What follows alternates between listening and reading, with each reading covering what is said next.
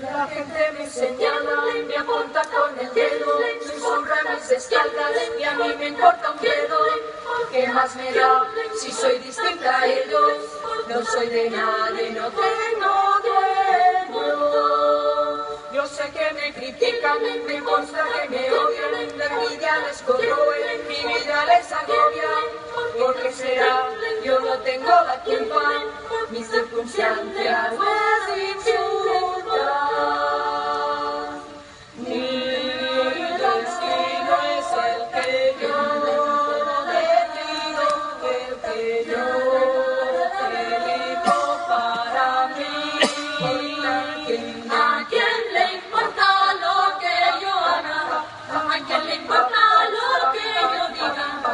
Yo soy así y así seguiré, nunca cambiaré. ¿A quién le importa lo que yo haga? ¿A quién le importa lo que yo diga? Yo soy así y así seguiré, nunca cambiaré.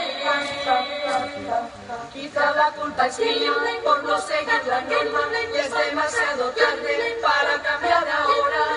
Me mantendré firme en mis convicciones, reforzaré mis posiciones. Mi destino es el que yo decido, el que yo elijo para mí. ¿A quién le importa lo que yo haga?